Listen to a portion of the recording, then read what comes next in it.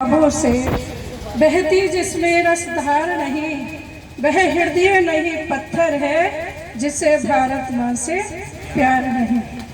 आज सरदार भगत सिंह की 116वीं जयंती के अवसर पर इस कार्यक्रम में उपस्थित बहुत ही आदर और सम्मान के योग्य परम आदरणीय बड़े भाई गोविंद मित्तल जी, मंच पर उपस्थित बहुत ही आदर और सम्मान के योग्य परम आदरणीय बड़े भाई डॉक्टर सत्येंद्र जी, और भाई आदर और सम्मान के योग्य भाई भूपेंद्र चौधरी जी, बहन आभा सिंह जी, और इस कार्यक्रम को जिन्होंने आज भगत सिंह की जयंती पर यह कार्यक्रम किया, ऐसे भाई मुनीश चौधरी जी, और मैं बधाई देना चाहती हूँ उनकी सारी टीम को जिन्होंने इतनी मेहनत करके और हर वर्ष इस कार्यक्रम को करते हैं। कहते भी हैं कि अपने लिए तो सभी जीते हैं, लेकिन जीना उसका है जो देश के लिए जिए, उसका जीना श्रेष्ठ होता है। तो वो प्रतिवर्ष, जब मैं विधायक भी नहीं थी उससे पहले भी इनकी पूरी टीम, हमारे भाई त्यागी जी बैठे हैं, सब मुझसे मिले और उन्होंने भी कहा था, तो मैंने कहा भाई मेरे मन में भी ये कार्यक्रम करने का है। और उसके बाद जब से सरकार बनी तो हमारी पार्टी ने ये बेड़ा उठाया कि जहाँ भी हमारे शहीद हुए हैं हमें वहाँ जाकर उनकी प्रतिमा पर पुष्प अर्पित करने और उनके परिवारों को सम्मानित करना है। और यहाँ उपस्थित बहुत ही आदर और सम्मान के योग्य सभी सम्मानित भाइयों, बुजुर्गों, मातृशक्ति के रूप में आई सभी माताओं बहनों को अभिनंदन वंदन करती हूँ और बधाई देना चाहती हूँ कि इस अवसर पर उन्होंने सबने अपनी सहभागिता की। मुझसे पूर्व वक्ताओं ने विस्तार से सरदार भगत सिंह जी के बारे में बता दिया।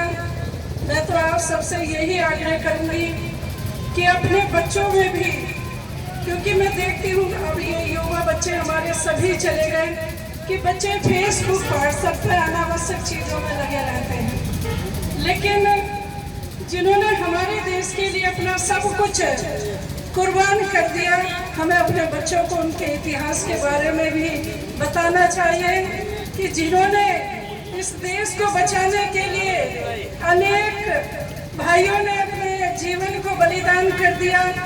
कितनी माताओं की गोद खाली हुई होंगी, कितनी बहन का सिंदूर पूछा होगा, और कितनी बहन अपने भाइयों की कलाई पर राखी बांधने से वंचित रही होंगी।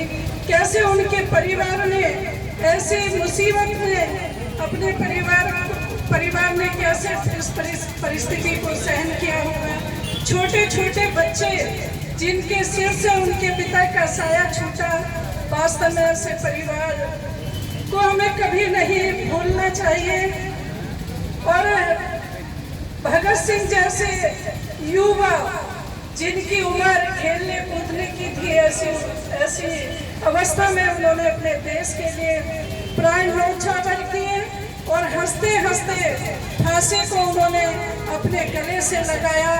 तो इस अवसर पर मैं सभी से यही कहना चाहूँगी, ज़्यादा तो कुछ नहीं कहूँगी क्योंकि सुबह से हमारे सभी भाई लगे हुए हैं कि हमें जब भी हमारा कोई इस तरह का कार्यक्रम हो, आज हमारे देश के प्रधानमंत्री मेरी माटी मेरा देश, ये भी अपने वीरों के लिए समर्पित कार्यक्रम हमारे यहाँ हुए हैं।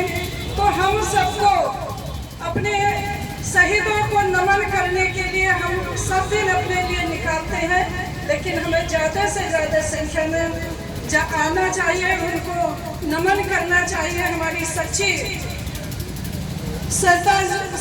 जयंती हमारा तभी हम लोग मना सकते हैं जब हम उनके बलिदान को नहीं भूल पाएंगे। ऐसे वीरों के परिवार में कभी भी, जब भी हमें समय मिले, हमें उनके परिवार में जा करके उनके परिवार में बैठना चाहिए, उनको पूछना चाहिए वास्तव में जो जैसी परिस्थिति में है उसको वहाँ मिलना चाहिए कि कहीं मेरे परिवार को कोई कष्ट तो ना है। आज मेरी दोनों बहनें बैठी हैं नजरपुर से, इनके लिए पैसा दिलवाने के लिए भी जो शहीदों को मिलता है, उनके लिए भी एक अभी हमारे समरपाल जी शादीपुर से शहीद हुए थे, तो मेरा भी उसमें बहुत सहयोग रहा था। बीच बीच में मैं अपनी बहनों से जब भी समय मिलता है मैं उनके बीच में जाती रहती हूँ। बस इस अवसर पर ज़्यादा कुछ न कहकर आप सभी का आभार व्यक्त करते हैं कि आप सबने इस कार्यक्रम में अपनी सहभागिता की। आप सबका बहुत बहुत धन्यवाद।